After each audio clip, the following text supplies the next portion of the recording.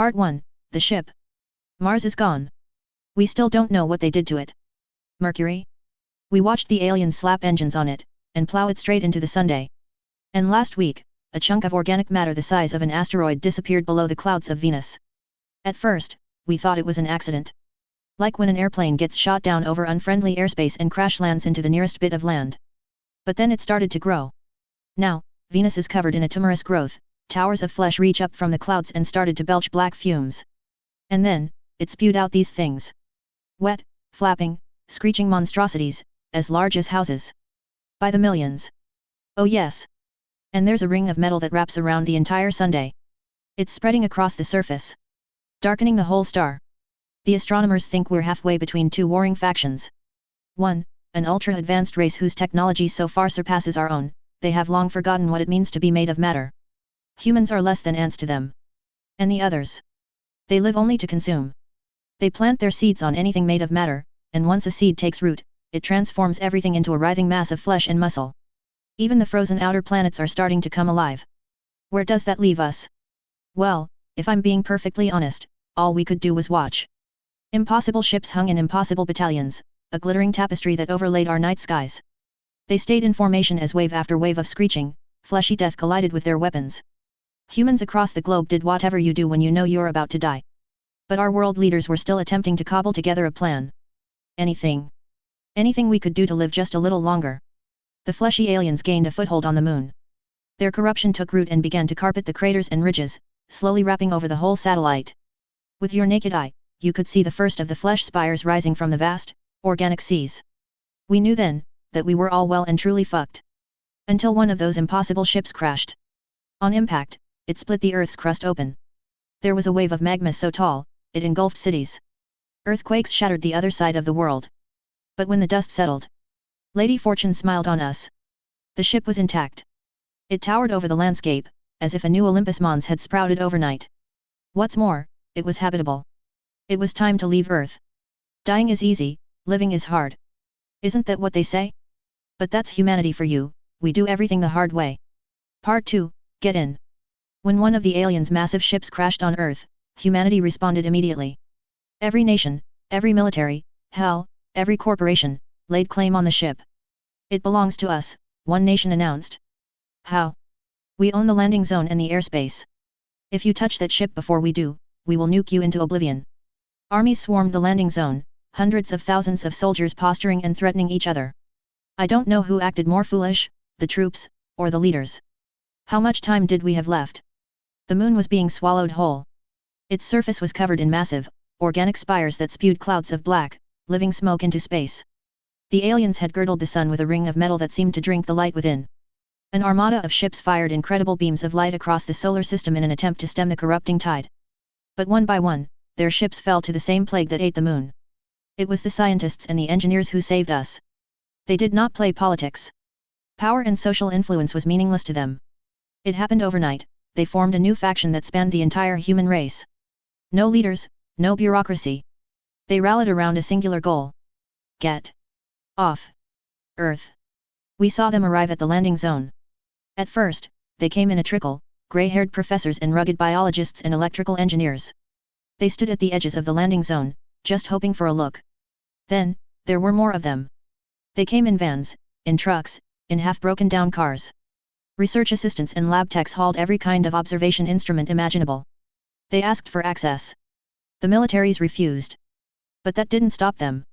One old professor, with a walking cane and mass of frizzy white hair, hobbled into one of the military camps. An entourage of nervous, excited-looking grad schoolers trailed behind him. Leave, the militaries demanded, leave now. The professor spoke in a thick Austrian accent, what are you going to do, shoot us? You're goddamn right we will. Some trigger-happy lieutenant replied. Yes? And then what will you do? Will you be the one to get this ship up and running? How many degrees in astronomical physics do you have, young man? How many years have you studied the nuances of astronavigation? The lieutenant had no answer. So, the professor kept walking. His entourage followed. The ship was surrounded by a lake of blackened, cooled magma. Though its bulk was half buried in the Earth's crust, it still stood taller than any mountain. When they reached the ship, the professor took a moment to look up at the ship's enormous thrusters high above the clouds and fringed with ice. He put a hand on the ship. and went inside. That was all it took. Suddenly, we found ourselves all on the same side. Soldiers abandoned their posts. Millions of civilians surged towards the ship. If you were human, and you wanted to help, you were part of the crew. No one was turned away. Work together, or die. That's all that was on our minds. With nothing left to fight over, the noise of politics vanished into the background. I wish it had stayed that way, but nothing good lasts forever. We moved billions of people across the globe. All human effort was channeled into building a city inside the hollows of the ship, all while the scientists worked furiously to figure out how to turn it on. Skyscrapers and high-rises were constructed on the thousands of tiers of open space, their incredible scale dwarfed only by the ship's vast interior. Ecologists brought vegetation and fauna from all over Earth, and we transplanted it onto every flat surface. Trees grew on rooftops, vertical farms sprouted on balconies, terraces were draped with foliage. Despite my old injuries, I helped out as much as I could. There was an energy in the air, an excitement I had never breathed before. I had to be a part of it. Weeks of intense, logistical miracles followed. But we were nowhere close to finished when the news came. I was resting on a newly placed bench, watching the work. Construction crews made of teachers, college students, and tradesmen were putting together a new block on one of the low terraces. One of my subordinates darted through the construction zone. She had that walk, I could tell it wasn't good. "Sir," she snapped to attention in front of me. I saluted her back. "Sir, you need to watch this." There was a video on her phone. There was a hole in the aliens' blockade. One of the plague things, a wet object the size of a meteorite, had broken through. It slammed into the sun ring. Corrosion ate through the glittering metal and the whole megastructure began to crack and chunks of it fell into the sun, sending out immense gouts of flame. At the time, we still had no idea what was happening. Who were the aliens? Were they on our side? Thus far, they had ignored every last communication. We were beneath them, we were nothing to them. They seemed hell-bent on killing the plague, no matter how much destruction it caused. "How long until their ring collapses?" I asked her. "We think it's only going to last a matter of hours." "And what happens after that?" She pursed her lips. Nobody knew the answer. If the aliens couldn't beat back the plague, then what chance did we stand? Up until now, I had avoided the command decks. Every military leader in the world was up there. Blood-sworn enemies, all shouting and fighting each other, all vying for some kind of power. But what I found instead was somehow so much worse. It was silent. Picture a gymnasium, with hundreds of folding tables stacked with monitors and servers and wires. High-def OLED screens had been mounted on every wall. Military aides quietly rushed back and forth beneath that eerie glow, whispering messages to their superiors. Every screen was tuned to the same live stream, the battle between the aliens and the plague things. It was coming to an end. Every ship in the ultra-advanced armada flickered in and out of existence. When the ring finally collapsed, the sun ejected one last blaze of light, and the armada broke. This was no tactical retreat, it was a mad dash. Every ship for itself. A few ships scattered to the stars, but the vast majority were overwhelmed by the oncoming swarm of screaming, plague-ridden vessels. Wet, winged things slammed into the aliens' ships, burning away the metal and devouring them whole. A silver-haired Russian aerospace general was the first to break the silence. "Tell the world we are leaving. It is now or never." An overly decorated commander stood up. "No. Not until everyone is on the ship. If we wait for them, we die also." "I am not dying for nothing. Of course you have no problem condemning hundreds of millions to death. But I will not stand for it." They were both standing now, both shouting. The piece of our brittle equilibrium was cracking. And I was about to bring out the hammer. "We aren't leaving." All eyes were on me. "And why is that?" the Russian asked. "We haven't figured out how to turn the engines on, much less how to fly the damn thing." Of course, the moment I opened my mouth I was made to look a fool. One of my pages ran up to me and whispered in my ear. "Sir, we've found something." This time, it was not the scientists who saved us. It was luck. A welder was carving away metal from somewhere deep in the bowels of the ship when he accidentally broke through a wall and discovered something. An alien. It was still alive. And it was furious. Part 3, The Alien. Outside the ship, it was raining death. Swarms of screaming monstrosities broke against our atmosphere, their fleshy bodies burning up. More were coming, spewing from the moon's unnatural spires. I still can't believe how lucky we were, the plague had not yet adapted to our air, our friction. The world's most brilliant engineering minds were already working on the ship's engines, trying to turn them on. The rest of humanity waited on them. Prayed for them. Wished they would work just a little faster. The plague reached blindly for us, aching to touch our Earth. To corrupt and devour it. The bad news? It was already evolving. Shapes began to emerge from the spires, like bell-shaped jellyfish made of veiny, purpling flesh. Hordes of them began to drift towards our planet, their slow forms pulsing as they sailed across the gap between the moon and Earth. I suspected these jellyfish would survive entry into our atmosphere. And when they touched ground?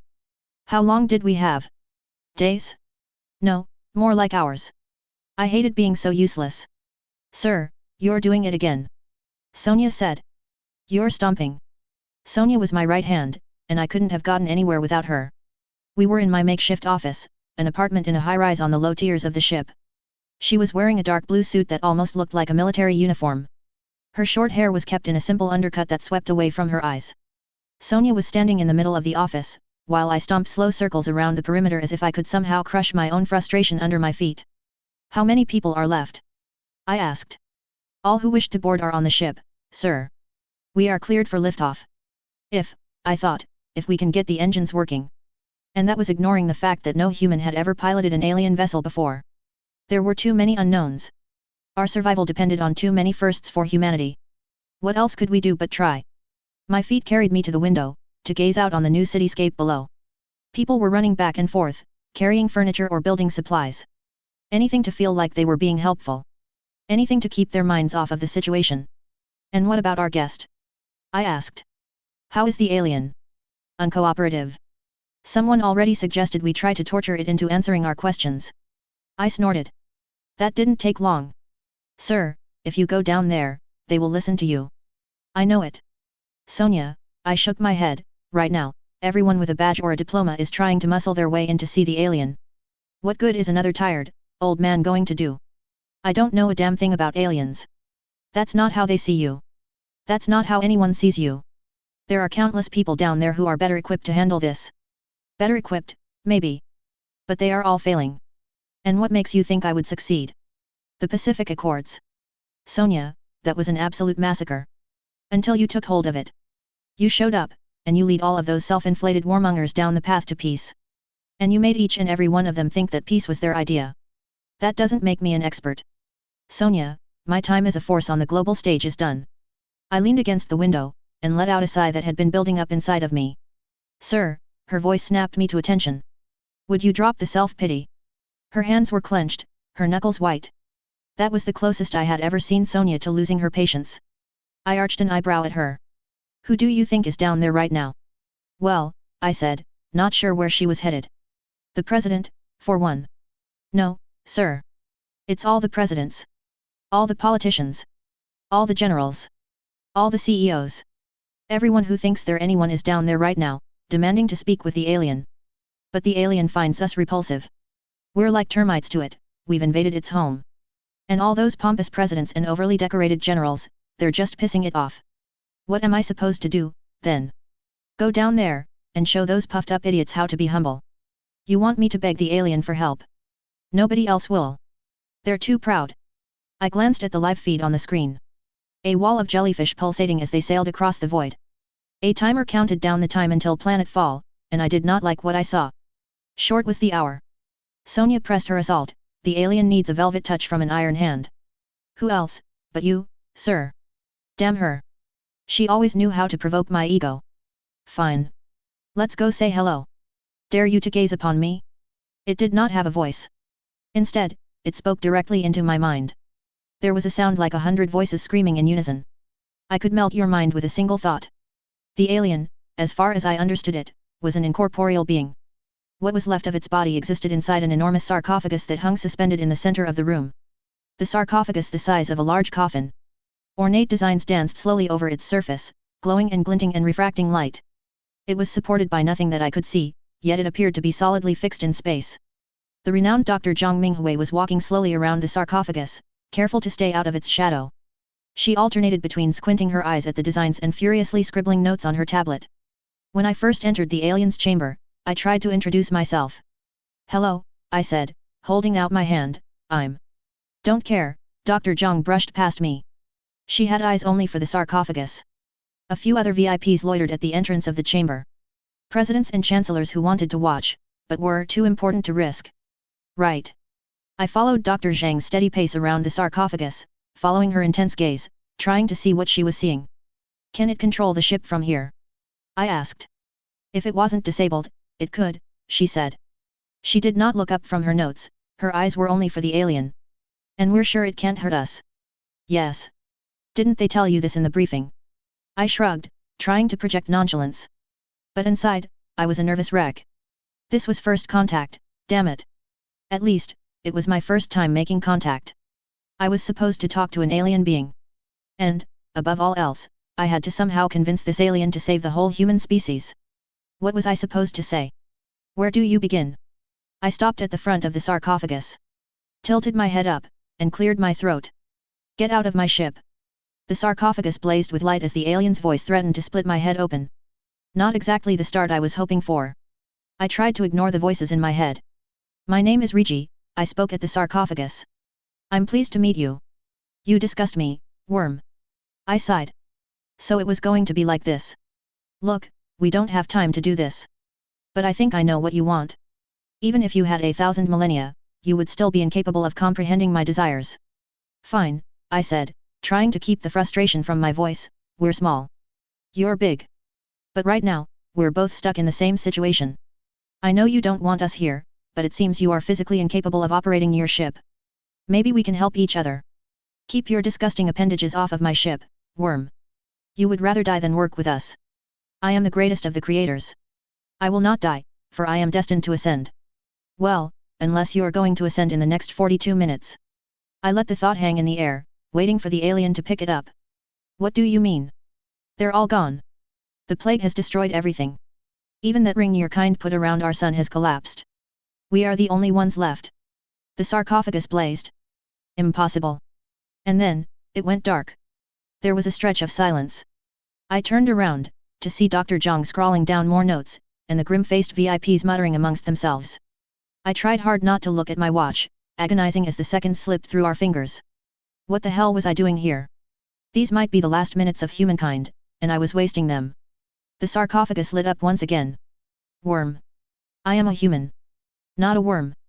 The sarcophagus glowed fiercely. Dr. Zhang gave me a look that said, you should not have done that. Turns out I'm not that humble, either. Human, then. You must promise me one thing. My heart skipped a beat. This ship is filled with my works.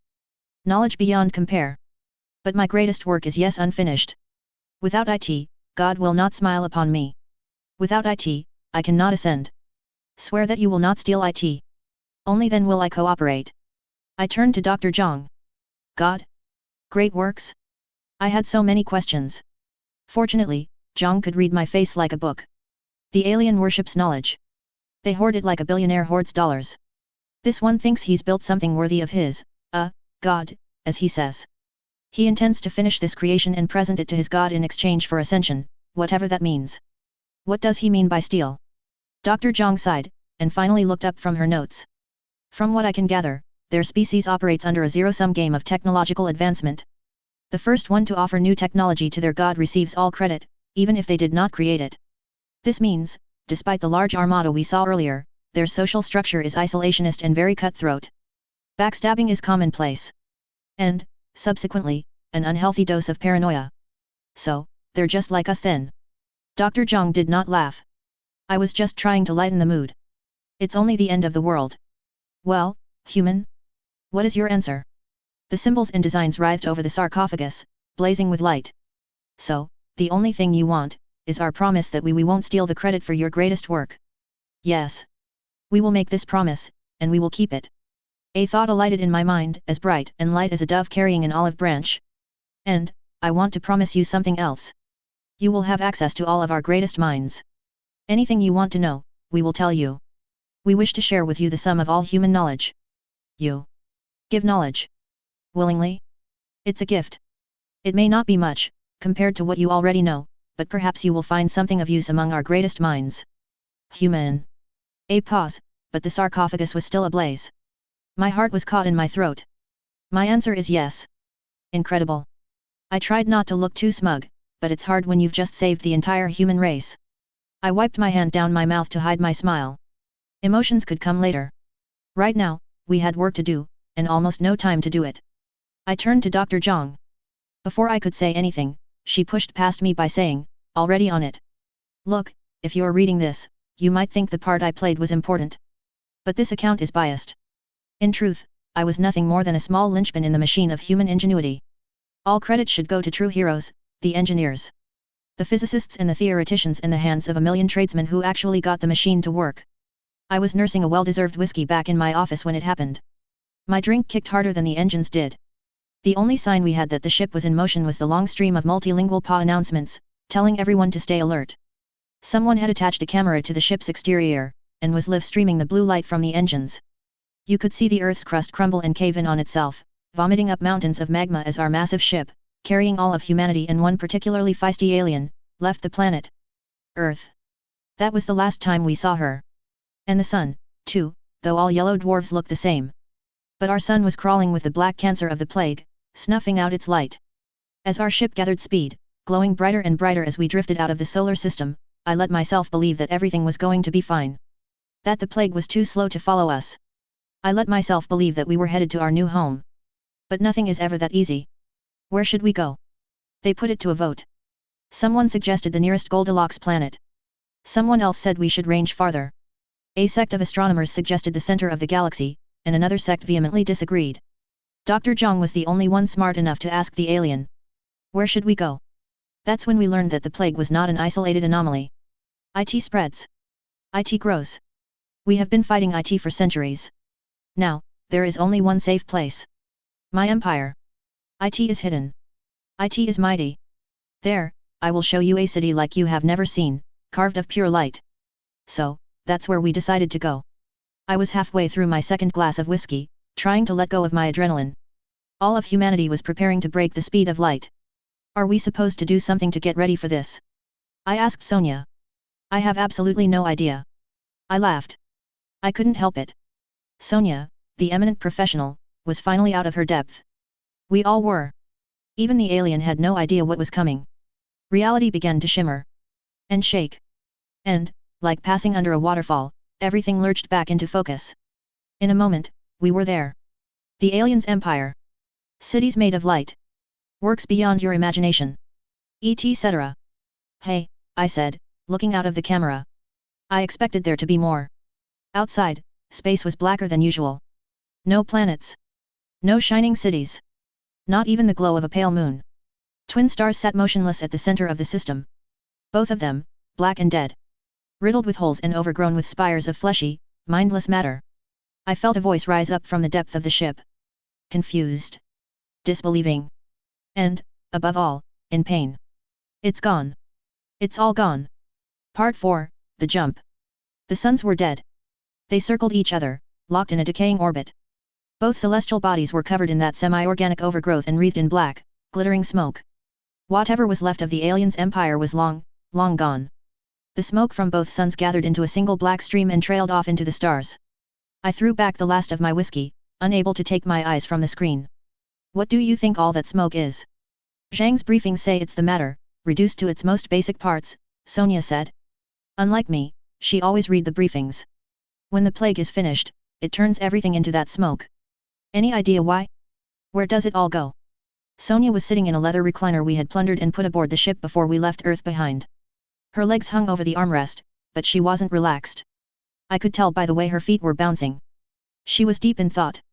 If you follow the trail, it points to the center of the galaxy. Makes you wonder what the hell is at the center of the galaxy. We went back to watching the smoke pouring off the two stars. It looked a bit like the tail of a comet, stretching for millions of miles beyond my sight. Well, at least it's quiet now. The plague, or the alien? Both. As far as we could tell, our ship had gone unnoticed. We jumped into the system, and when we realized the plague had beaten us here, we prepared to jump out again. But the plague had not reacted to our presence. At least, not yet. Which meant, we were dead set on using this time to observe and to learn. The alien, on the other hand, had been a raging lunatic since the moment he set eyes on the ruins of his empire. I guess these twin, dead suns were once his home. To me, the alien's scream sounded like 3 tornadoes all converging right inside the front half of my skull. Sonia said she could hear it too, but she said it was like someone was having a party 3 streets down. Perhaps, since she had avoided direct contact with the alien, she was mostly immune to its voice. Whatever the case, it had finally screamed itself out. So the plan was to sit tight. Learn what we could.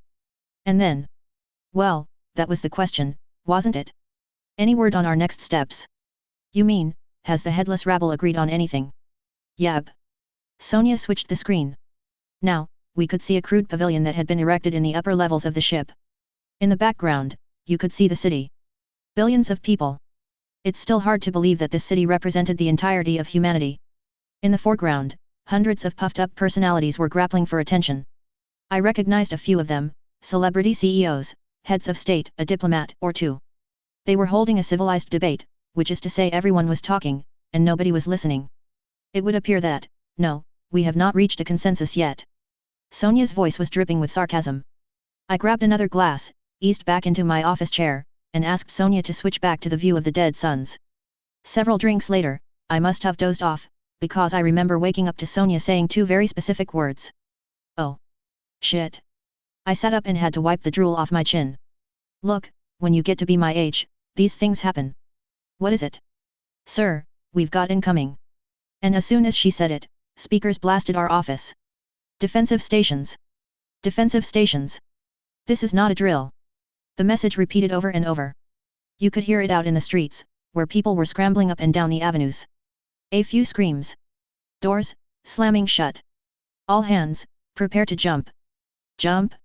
Jump where? On the screen, you could just make out these tiny specks, like a swarm of gnats. The specks were growing larger.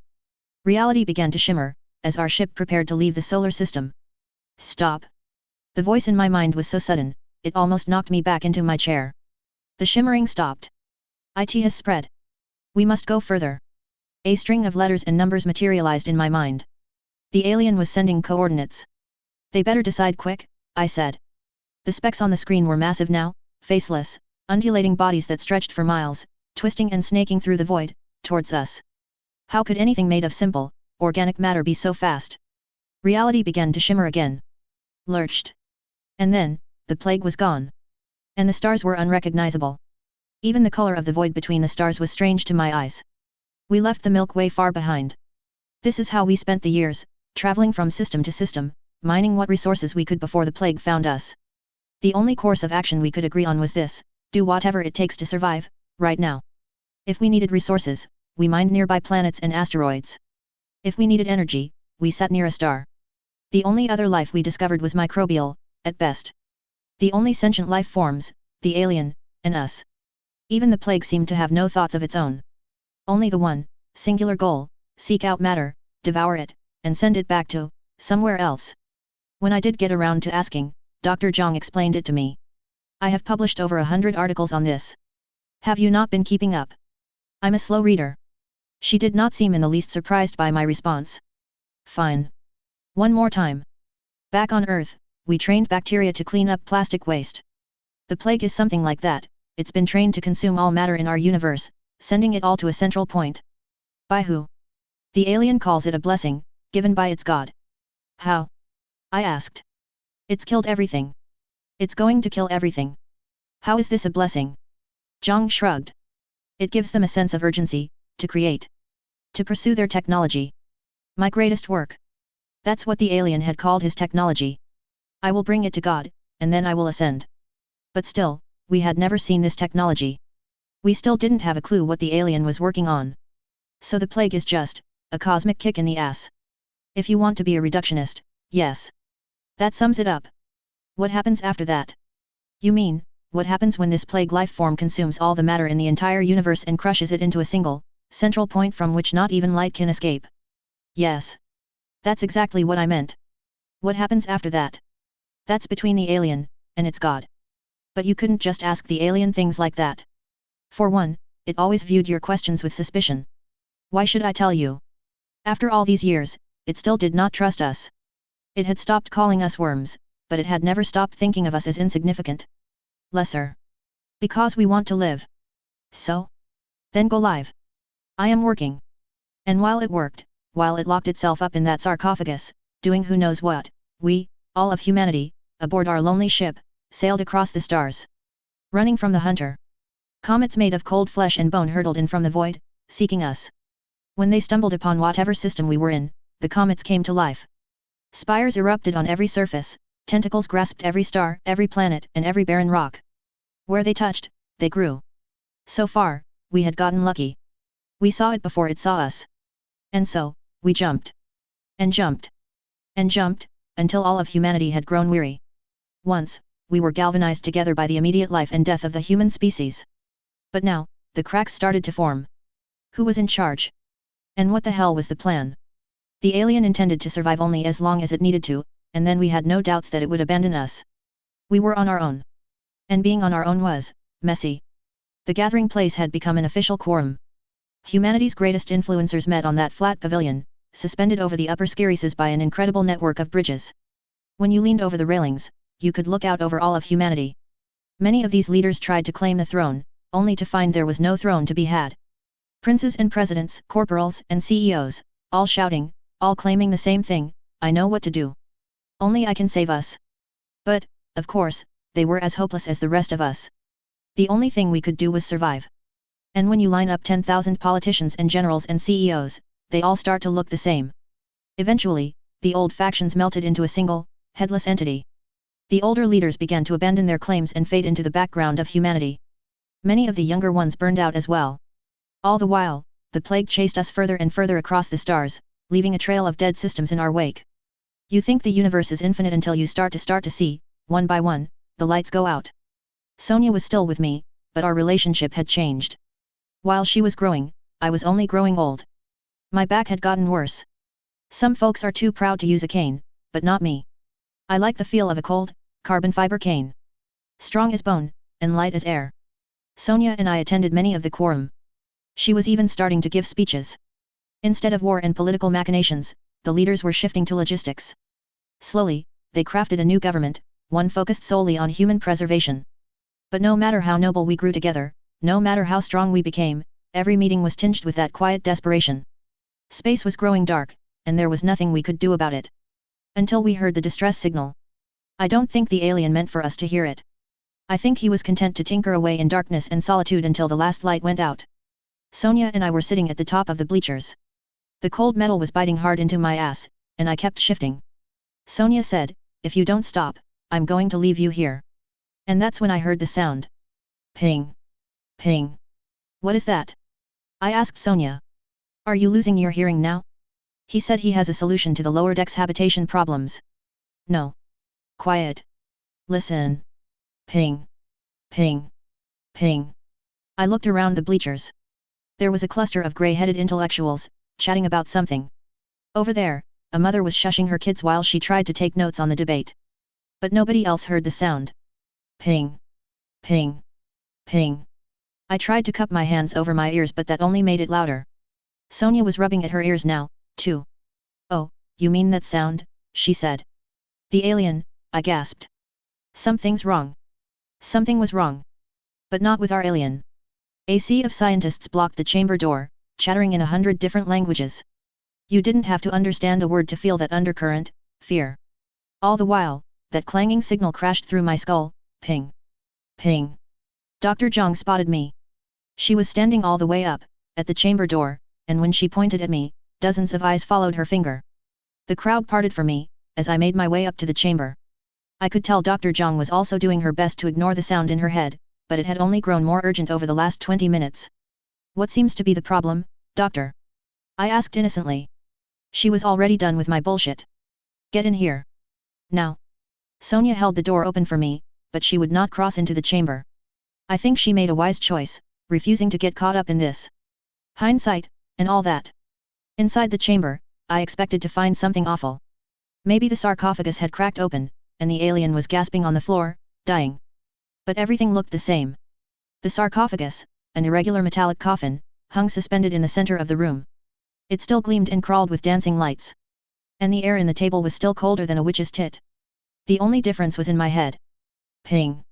Ping. Ping. The alien's voice, a chorus of notes, sprang into my mind. I wish that you had not heard it. Me too. I shouted over the sound that was not a sound at all.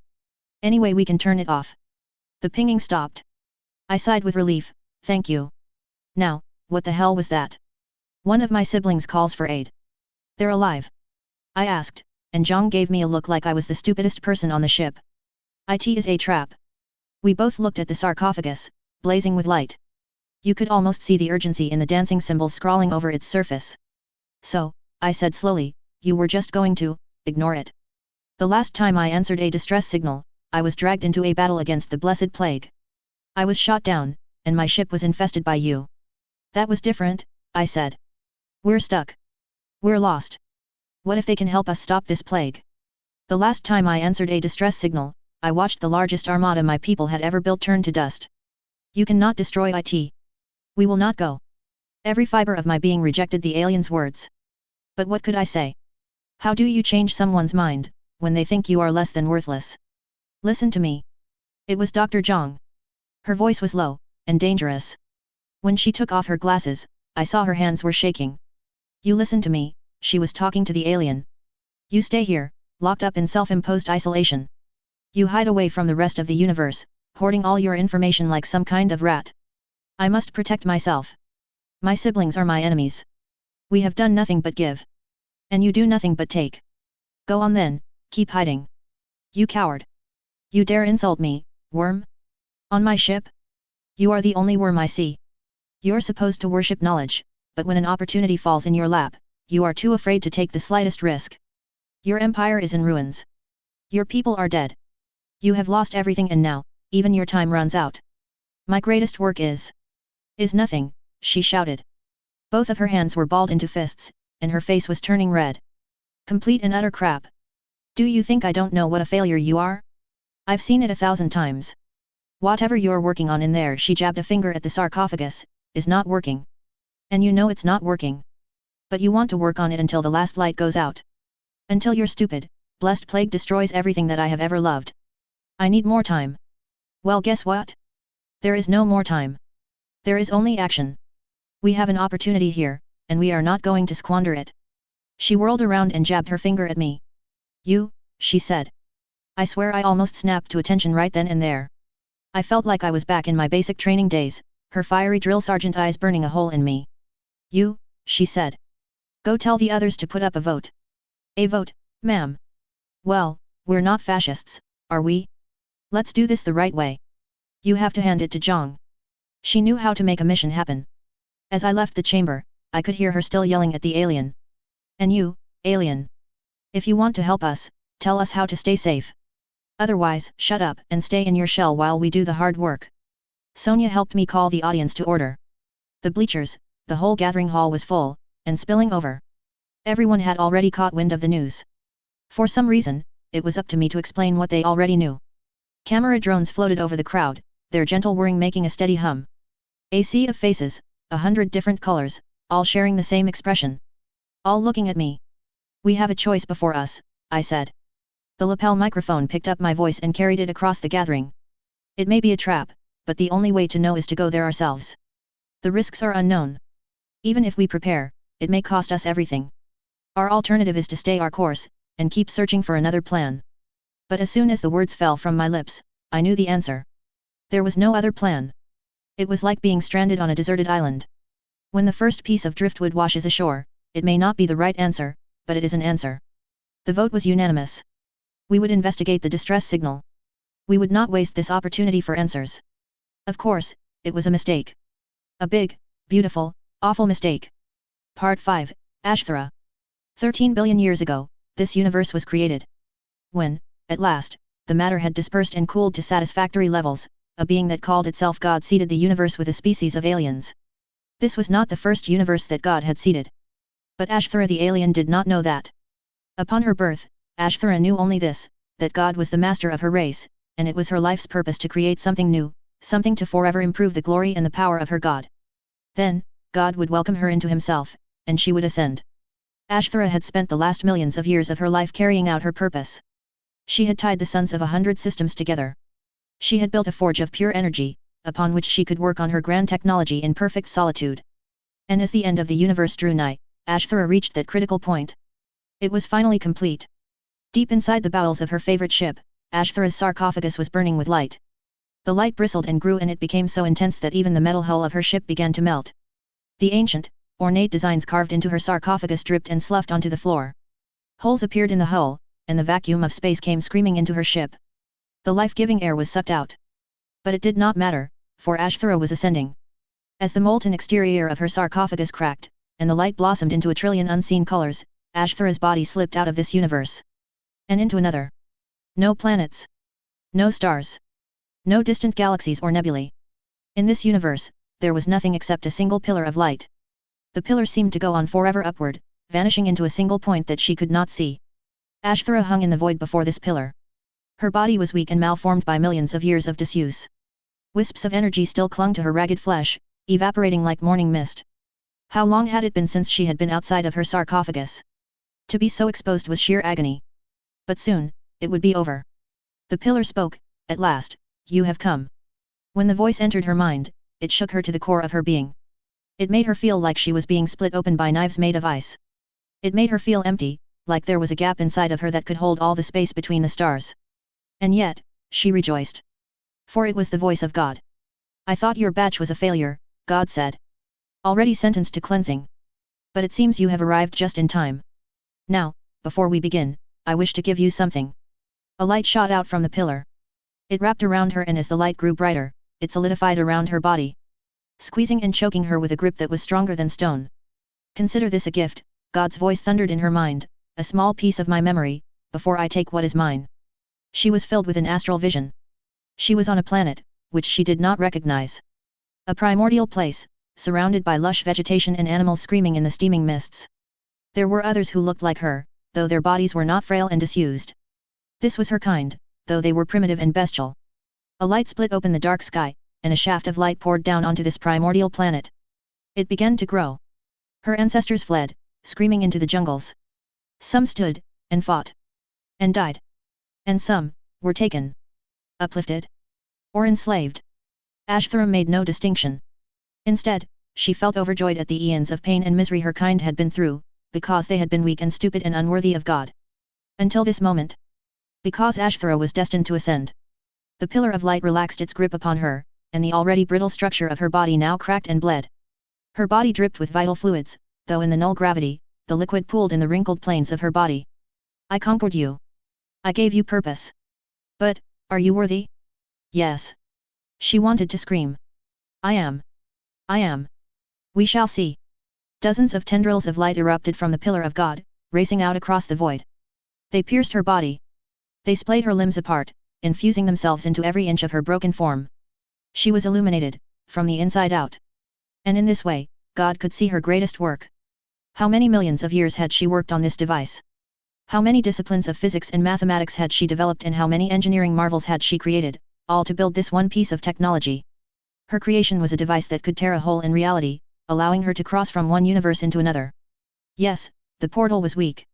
Yes, it required an unnatural amount of energy, and the gate it created did not last more than a few moments. But it was new technology. Unheard of. And it was exactly the kind of thing that God wanted from her. Fool! The tendrils of light jerked, lancing through her body. Her screams were unspeakable. "Did you think this was special? This is nothing. You have wasted your life." Between the pain, Ashthara thought, how could this be? She had created untold technology. All universes were laid bare before her invention. No. What you have discovered was already known. More tendrils stretched forth from the pillar. Their tips were sharp, and as they swirled in complex, incomprehensible patterns, lines began to appear on the void itself. An orb shimmered into existence. A portal, through which she could see galaxies and unfamiliar stars. "I have opened the way through countless universes. Did you think you were the first? I have seeded your kind across millions of universes. And I have wiped you out, again and again, in pursuit of ever more power. Did you think I was so small that this pitiful display would impress me? I am your God. But you? You are useless to me." The tendrils of God began to rip her apart. She screamed with all her thoughts, "Wait!" And to her surprise, the tendrils of God stopped. "I can bring you something else," she begged. "I have other works. Other technologies that are nearing completion. I have already set the plague upon your universe. Soon, you will be cleansed. Soon, you will be nothing but empty matter. There is still time. Please, I live to serve you." "Fine, then. Go back, and die. Your end will be the same. You have no idea how many of your kind serve me." Life flooded back into her, as the tendrils pulled out of her body. And then, God flicked her broken body back through the void. Ashthara woke up inside her ship. Too many alarms were screaming at her, demanding her attention. Her ship was riddled with holes, and the vacuum of space was howling away the last of her air. It did not matter, there was nothing she could do now. All was lost. Ashthara had lied, for she had nothing left to give. Her whole life had been consumed by this singular task. There was no other project. She would never ascend. Unless... An idea flitted into her mind. So pure, and simple, she was amazed she had never thought of it before. Did she not have siblings? Had they not been pursuing the same, divine purpose for the same millions of years? If she could just catch one. And so, Ashthara returned to her sarcophagus, closing herself into the last of her life support. And she crafted a signal that would sing her distress across the universe. Ping. Ping. Ping. Part 6, Into the Trap. Do you know how many galaxies there are in our universe? Billions, they say. Maybe trillions. But, right now, I only cared about the one. As a child, the Milky Way and all its stars had seemed infinite to me. No human would ever see the edge of that great space. Not in my lifetime. But now, I was looking down on our spiral galaxy. And I watched it all turn black. The plague was an infinite beast, the more it consumed, the larger it became. The larger it became, the more it consumed. Our universe was running out of space. Back on Earth, I once ran for government. My ex-wife always tried to get me to wear my uniform.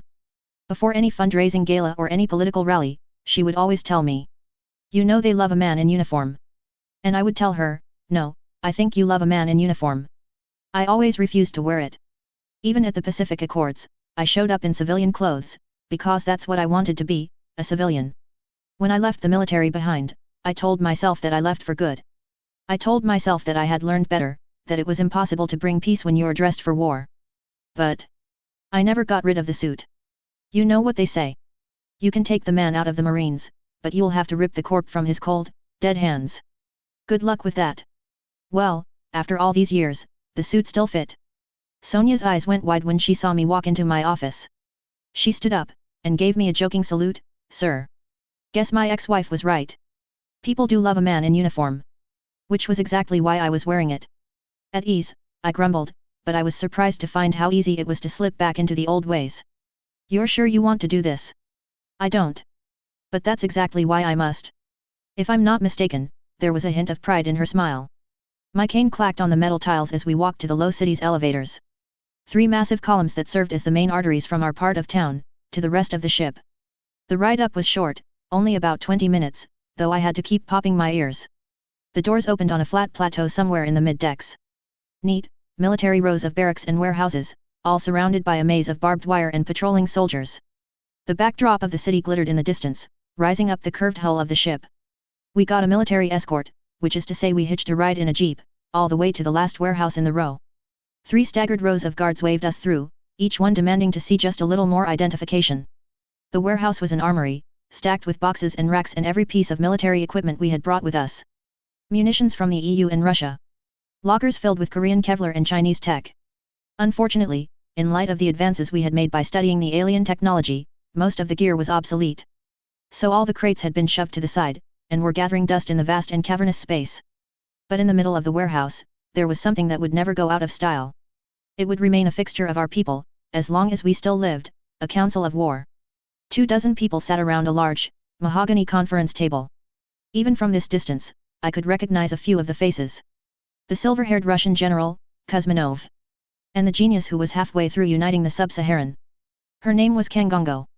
I even spotted one of my old rivals, Admiral Boon, with his perfectly combed hair and the stars glittering on both shoulders as if to say, 5 stars. Count M. 2 guards, who were guarding the open perimeter of the table, stopped us. They were only on duty to keep prying eyes away from the council, but you could tell by the set of their jaws that they took this job seriously. "Halt! You can't be here," one of the guards said to me. He had a thick Slavic accent, and his hair was buzzed in an undercut. "You sure about that?" Sonia asked, raising an eyebrow. "Vasily," General Kuzminov stood up at the table, and waved the guards off. "Let him through." "Don't you know who that is?" Sonia smirked at the guards, but to their credit they didn't react. "Pa, I should have left them both on Earth," Kuzminov said, rising from his chair. "All the good soldiers are dead, yes? Except you, that is." "Thank you, General," I said as he held out his chair for me to sit in.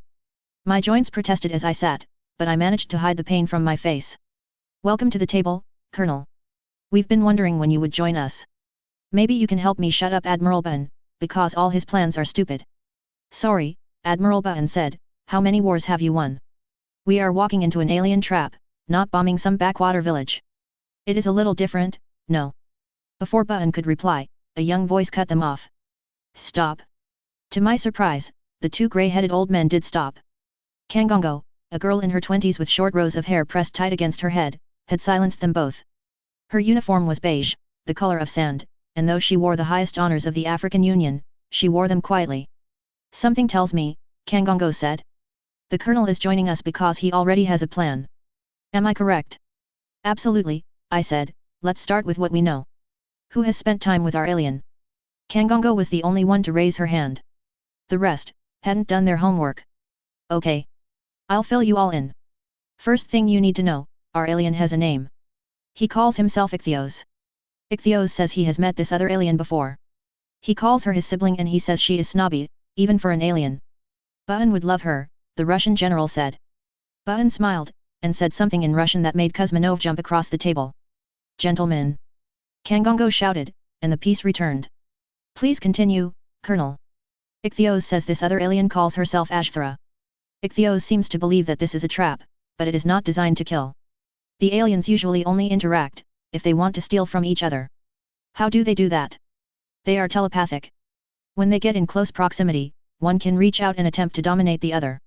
Think of it as wrestling, except instead of pushing the other out of the ring, well, it's not pretty.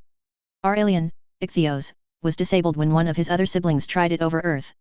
Is that how our alien crashed on Earth? Was he attacked by one of his siblings then? Kangongo asked. Hey, I said. I suppose that's possible. I'm not sure. Anyway, this is our first advantage, we know it's a trap. But it's our second advantage that I've built a plan around. Ashthara doesn't know we exist. What do you mean? Kuzmanov asked.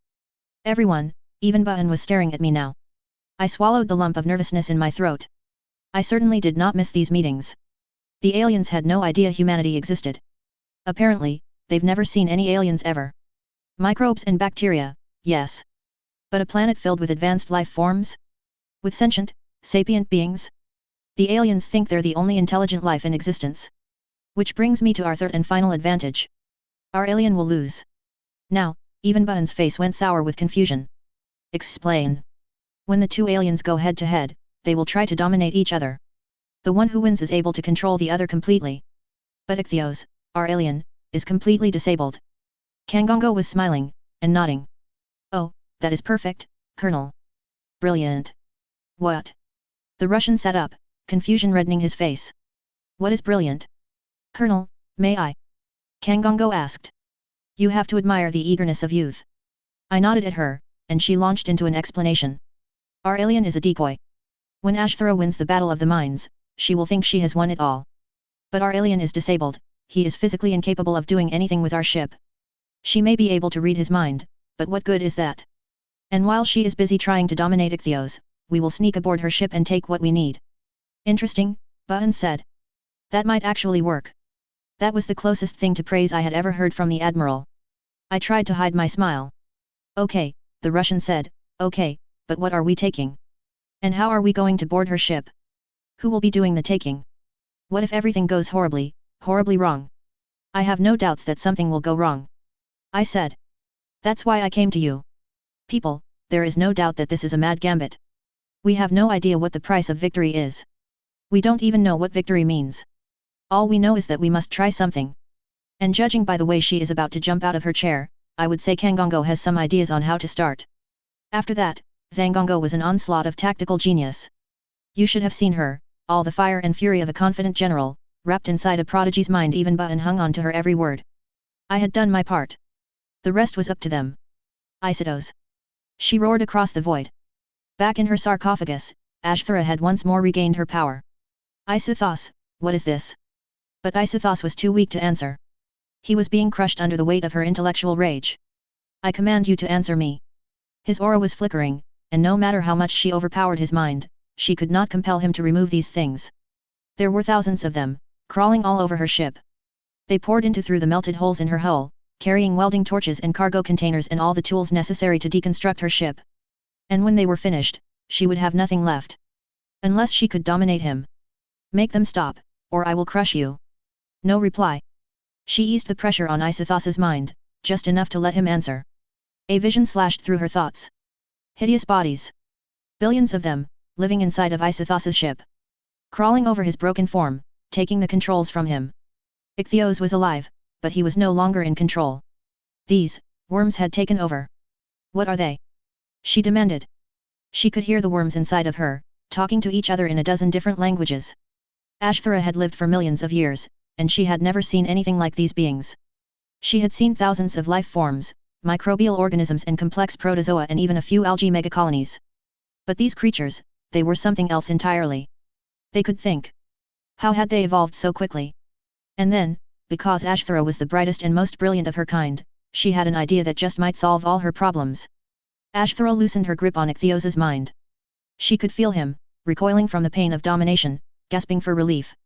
He was fading from this life, barely clinging on in the vain hope that somehow, his puny mind might resist hers. She let him believe that. And more, she started to pour sweet thoughts into his. Intoxicating him with promises and irresistible gifts of knowledge. Ichthyos, listen to me. I have seen God. He waits for us. I can take you there, but first, I need something from you. What do you know about these beings? You must trade. Ichthyos demanded. His voice was weak from exhaustion. Knowledge for knowledge. I could kill you with a thought. But you won't, because you need what I have. Ashthara flared with anger at the insolence of his request. What did it matter? The moment she had what she needed, Ashthara would ascend. Ichthyos had no idea of the treasure trove he was sitting on. And so, he would be left behind, while the plague cleansed him and this whole damn universe. Agreed. Ashthara thought. What would you know? Show me what God showed you, Ichthyos said. She bristled at the request, but her time was running out. The tiny, impossible beings were departing from her ship with their ill-gotten goods. And so, Ashthara opened her mind. And Ichthyos opened his. The transfer of knowledge took only an instant. When it was complete, Ashthara began to vibrate with light. Once more, the light burned and melted the structures of her ship, melting it into a piece of slag that would never fly again. Ichthyos screamed after her, but she was already gone. The arms of God wrapped around Ashthara, consuming the knowledge that was within her. The exquisite agony of his voice nearly split her in twain. She was compelled to answer, though even the act of thinking caused her pain. What are these things? I did not create them. They're called humans, she answered. Strange. They have evolved too quickly. I did not know such a thing was possible.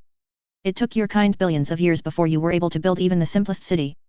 I had to transplant you across many universes. And they cooperate so well. It is almost a shame to cleanse them. You mean to get rid of them? Ashthara thought. But they are new. They are unknown. You said so yourself. Anything that grows this fast is unstable. I do not care for instability. Then I will keep searching. No matter how long it takes, I will find something. You have wasted enough of my time. The tendrils of light squeezed tighter around her body, making her organs burst at the seams. No, wait. Wait. Please. And then, Ashthara was crushed into oblivion. God thrust the remaining matter of Ashthara's corpse into himself, and the pillar of light grew a fraction larger. But this new development was cause for concern.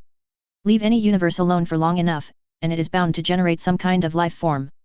His slaves had been microbes for eons before they had reached that stage. It would seem something was different about this human species. Somehow, they had advanced faster than anything before. That kind of evolution was dangerous. God would speed up the cleansing. We sent our bravest soldiers to the alien ship. They flew out in boarding ships, small vessels made of reverse-engineered alien tech. Ichthyos told us what to look for, he said it would glow like treasure in a pile of trash. And it was so, a device proudly displayed in the center of Ashthara's ship. It took 100 people in exosuites to carve it out, and 10,000 drones to lift it out. A total success, which meant that I was nervous as hell. Nothing is ever that easy. Kangongo and I were sitting around the council table when the alarms went off. Part of me didn't want to look. Part of me was too damn tired to pay attention anymore. I wanted to go home. I wanted to see Earth again. I wanted to see the rolling, misty hills. I wanted to smell the autumn leaves, to see the golden sunlight of the early morning. But reality was a screeching alarm. Reality was a voice shouting, all hands. Defensive stations. We need to jump, Kangongo uttered. I followed her gaze to the screen that was streaming an exterior view. Where Ashthara's ship had once been, there was now a hole in reality itself. And out of that hole, poured forth a black wall of misshapen, screaming monstrosities, more numerous than the stars themselves. They were coming for us. Part 7, Hope. Hope was a flame, guttering in the dark. The plague was hunting us across the universe, consuming everything in its wake. What stars remained were few, and far between. Often, when we entered a new system, we found the signs of the enslaver god already waiting for us, portals that spewed forth untold legions of screaming monstrosities. Near the center of the universe, a bottomless pit of black matter was dragging the whole universe into itself. But the flame of hope refused to be snuffed out, for we had a new power to cling to. Dr. Zhang was walking the entire war council through the process, live. We were sitting around that mahogany table, surrounded by a loose perimeter of guards and a wall of screens. There were a few other faces at the table too, politicians, governing influencers, a few leading scientists. The real work, however, was being handled by the engineering and development departments on the engineering deck. We were simply observing. First, Dr. Zhang said, we cut to the core of a star. On the screens, an incredible beam of light shot from our ship. We were orbiting a star, and where our beam of light pierced the star boiled and vomited magma into local space. Nobody spoke, not even the Russian, and those short minutes felt like hours. The beam of light disappeared. Then we moved closer to siphon the remaining power. The star expanded across the screen. And just when you thought it couldn't get any brighter, a long metal arm extended out from our ship. Black metal glowed white-hot as it sank into the newly formed hole in the sunday. Unlike the plague, our aim is not to absorb the power of the star but to divert it. If all goes well, we will conduct enough power to create our portal. The sun warped and blossomed with light as the gravity holding it in place began to weaken. Lassos of light and magma whipped around the star as we siphoned off the last of its energy. Dr. Zhang carefully wiped sweat from her forehead. From what I understood, this new device had been tested only in theory.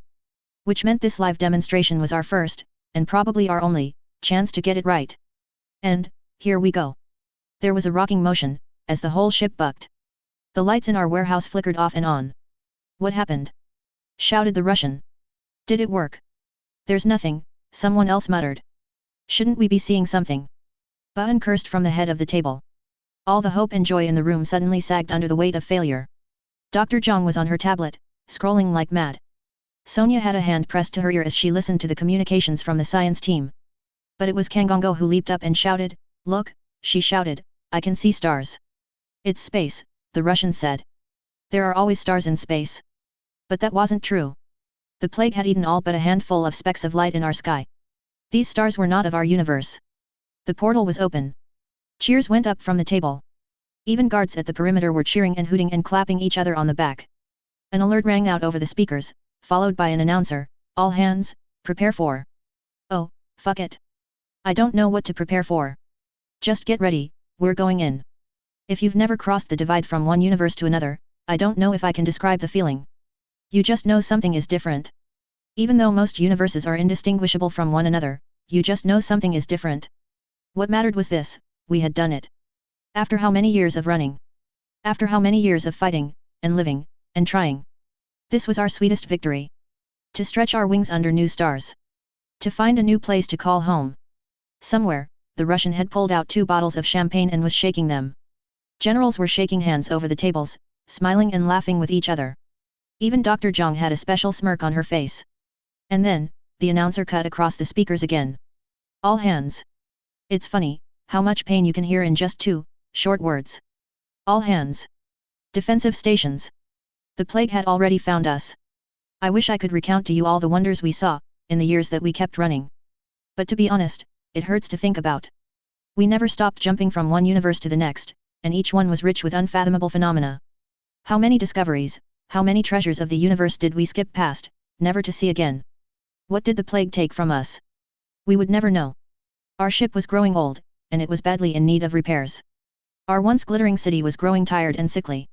You could see it in the gaunt faces of every person on the ship. Crime was up, birth rates were down, and hope was all but extinguished. Humanity was not meant to be caged for so long. Entropy took its toll. Each jump, each portal seemed to cost us another irreplaceable piece of the ship. Our engineers were doing the best they could, but most of the technology that surrounded us was built by our alien. Ichthyosaurs hadn't said a word to us since we had stolen the portal technology from Ashthra. 7 years. At first, there had been riots outside of the aliens' chamber.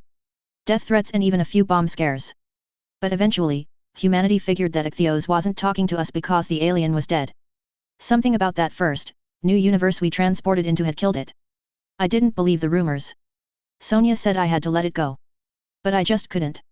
I don't know how many times I went down there, to try to talk to it. I remember a few nights, where I fell asleep under the sarcophagus, it had gone dark, and all the symbols had ceased their dancing. Feeling pity for myself. Sonia would check in on me from time to time, though she was far busier most of these days. She would be on the People's Council, soon. Of that, I was certain. A shame, that the peak of her career should be under such dark days. Dr. Zhang often visited with me, though she didn't have the luxury of sticking around for hours and hours. Unlike me, she was needed elsewhere. That's how I spent the twilight years of my life. Hiding away from the rest of humanity, while they kept going on. I told myself I was waiting for something, but the truth was, I had lost hope. An old dog needs a good, quiet place to die, and the alien's chamber was always silent. Until I heard a voice. I was sitting in the chamber, surrounded by the remains of too many meals, scattered across the coffee table. We had moved a couch down there, too, and I was nodding off in the dark as the latest news reports blared from my tablet. After 2 weeks, power has been restored to the lower decks, but the People's Council asks that all citizens remember to conserve water where possible. Electricity is on half rations due to the collapse. Human. I snorted awake. My cane slipped off the couch, and clattered to the ground. Something was different in the chamber. It took me a few, bleary-eyed seconds to figure out what had changed. The sarcophagus was glowing. The old symbols rotated slowly around its surface. Ichthyos. I said. You must kill me. I fumbled for my cane and struggled to rise to my feet. Is that really you? I am cursed. You must destroy me, to save yourselves. What? I frowned hard at the sarcophagus. I looked down at my feet. How do you know when you're in a dream? Where have you been? I said, trying to get a grip on reality. Hiding. I thought if I receded into silence, God would not find me. But I was wrong. This is all my fault. You are in danger. Perhaps, God will not find you if I am dead. How could any of this possibly be your fault? I needed to know. I needed to see God. Ashthara. Made a trade with me. I sold you out, for knowledge. So what? I couldn't put the pieces together. It's God. God knows everything. No. IT is a powerful being, but IT is no God. IT has enslaved my people, and changed the way we think. IT lives, only to continue the cycle. As long as I am with you, death will follow you. You must kill me. Absolutely not. You think I am wrong? Unfortunately, I think you are absolutely correct. But I don't give a damn, because there is no way in hell we're going to kill you. But... You could almost read the confusion in the dancing lights. The symbols, rapidly shifting into each other. Getting stuck on each other. But then you will die. Listen to me, Ichthyos. We need you. Our planet is dead, but we're not. Because of you. And I don't know about your species, but humans don't easily forget the people who help us. So, I'll say it again, as long as you're here, we're on the same side. You will not kill me, to save yourselves? Yup, you're not getting off that easy. I tried to crack a smile, and something inside me broke. When I spoke again, my throat was dry and my eyes were wet. Ichthyos, it's so good to hear your voice again. Are you? Why? The symbols swirling around the sarcophagus stopped for a moment. Dripped down the surface of that floating box. I had never seen it do that before. How can you be like this? Who? Humans. Are you all this noble? I started to laugh. It was the kind of laugh that snowballs into an avalanche. I started laughing so hard, I started to choke. When I finally caught my breath, here's what I said. Look, you can't say humans are any one thing. We're everything. Hell, look at me. I've been a terrible person, I've had some awful moments in my past life. Go ask my ex-wife. But, we try. And we aspire to be more than we are.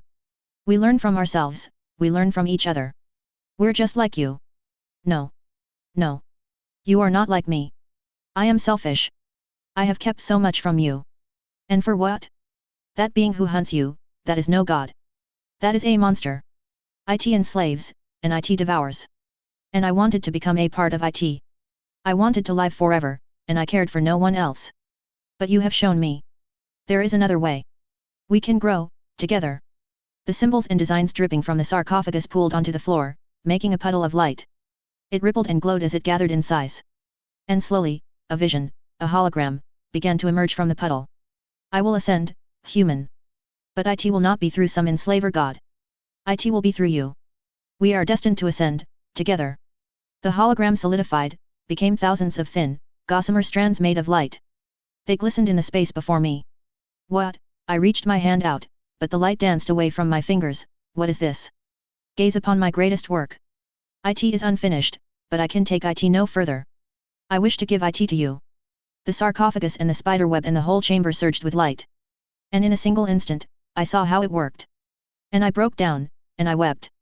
When at last, I regained my composure, I hobbled over to the couch as quickly as I could. I pulled out my tablet and dialed Sonia. Colonel. She sounded surprised. I guess it had been more than a few months since I talked to her. Sonia, I spoke into my tablet. Sonia, I need you. Colonel, I'm sorry. I'd love to talk, but I'm about to walk into a meeting. Can it wait?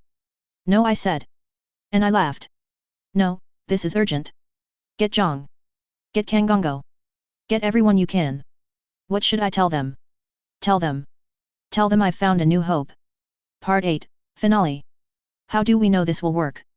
Ichthyos's voices ricocheted through my skull. We don't. It was an insane plan, with impossibly slim chances. Dr. Zhang and I were in the alien's chamber. She had already said goodbye to Ichthyos, and now it was my turn, but I couldn't let the moment go.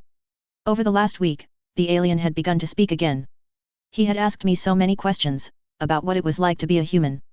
What it was like to be surrounded by people you cared about, and to work alongside them, instead of plotting how you were going to stab them in the back. Cooperation is a beautiful thing.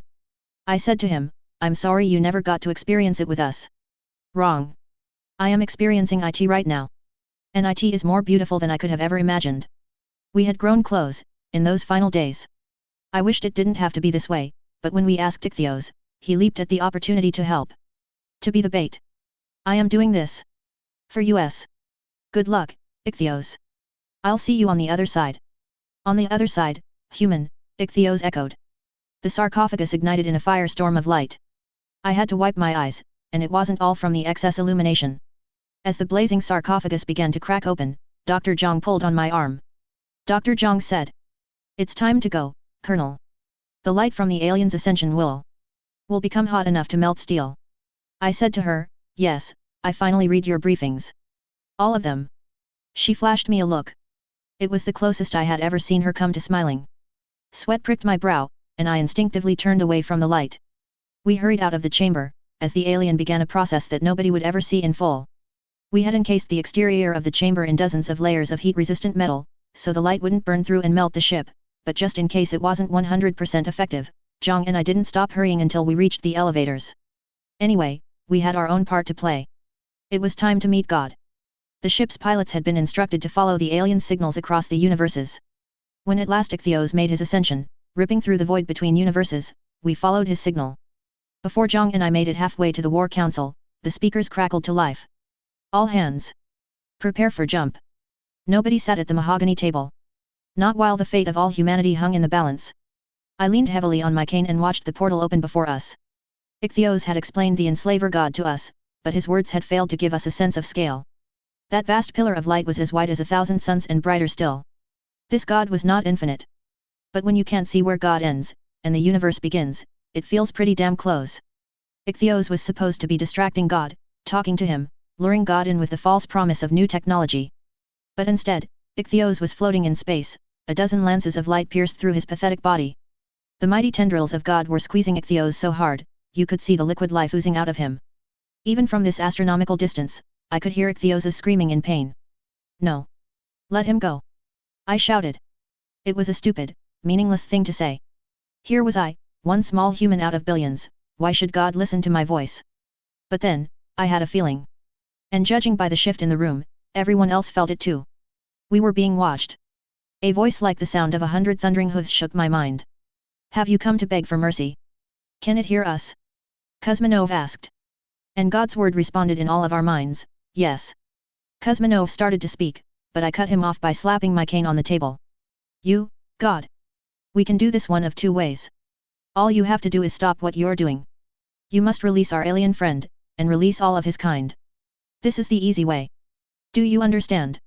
The response was so vicious and so violent, I thought the universe itself was splitting open. Gaze upon my grandeur, worms. See that your end is here. The ship shook. Crates and boxes of equipment crashed to the floor all around the warehouse. Somehow, the mahogany table started to splinter, and the only reason I kept my feet was because of the cane. Something warm was dripping down my face. Do it, the Russian hissed from the floor. His nose was bleeding, too. Stop wasting time. All right then, I said, wiping the blood off my face, guess we'll do this the hard way. I nodded at Kangongo. Battle stations. She roared. Dr. Zhang, summon the portal. Zhang was already slamming her fist on the button. A beam of light ejected from our ship and pierced into the pillar of light. We had no idea if it would work, but our theory was that the enslaver god was made of nothing more than an enormous amount of basic matter. It was an excellent theory. Where the beam touched, matter turned into wisps of steam. A black pit began to form on the pillar of light, burrowing hundreds of kilometers in seconds. Dr. Zhang pressed another button, and the space near the god began to shimmer and change, transforming into a black void. It was a portal to our home universe, completely consumed by the plague. It was a portal to hell. Tentacles, as thick as stars and as long as galaxies, shot out of the void portal. They were black and covered in open sores that oozed organic matter. Each tentacle was covered in those plague monstrosities, millions of jaws and teeth and claws and wings jittering with excitement. The tentacles were so eager, so hungry for matter, that they even slashed at each other, wrestling and wrapping mindlessly around themselves. You dare use my own tools against me? The god being was laughing like mad. Fools! I am the master of this blessed plague. More tendrils of light erupted from the pillar. They lanced towards our portal, but even God was careful not to touch it. Instead, God's tendrils circled around the portal, beginning a complex pattern that would close it shut. Compared to the pillar of light, the plague's massive tentacles looked pathetically small, but on Earth, we knew this, even the smallest viper can carry the deadliest venom. Tentacles grasped at the pillar of God, and where the plague touched, they turned the pillar black. Yet God seemed unbothered. God produced more tendrils of light and spun them around the blackened parts of itself. God was not healing the plague away, but merely cutting the dead parts off. Kangongo screamed, "Do it now! I am unstoppable!" God roared with furious laughter, "I am forever!" The timing was perfect. As soon as the God pillar spoke, its tendrils caught on an invisible web where even the light itself froze in place. Ichthyos's invention was tiny, next to the cosmic scale of the God pillar. But his invention was truly new, and neither God nor any being had never seen technology that could stop time. 1,000 invisible strands were stretched across the void, sticking to the God pillar so that it could not pull its tendrils away from the plague portal. Our power was rapidly draining. All the lights in the ship and even the engines themselves were flickering. The web would only last a few more minutes, but that was all the plague needed. More tentacles ripped forth from the portal. While several of the tentacles were also caught in the web, most of them were not. They slipped through the strands, seeking the brightest, most brilliant source of energy in this universe. They slammed into the pillar of light. And where they touched, they grew. And where they grew, the pillar of light began to darken. It roared in terror. It stretched and writhed, pulling itself away from the plague, but it could not break free from itself. Tentacles writhed and wrapped around the pillar, squeezing into it and spreading this black corruption. The universe began to tremble and shake. Go! I heard Ichthyos's voice in my mind, though it was weak. Go, before it is too late. God had retracted his lances from the alien, but Ichthyos was a crumpled thing, broken and dying and floating alone in the universe. Kuzminov, I said. Bring us to bear. Get us to that alien. Colonel. No alien left behind. Our ship, which was only the size of the moon, ducked and weaved across the endless space of a dying universe, with the plague raining down all around us. And all the while, God was being devoured from the inside out.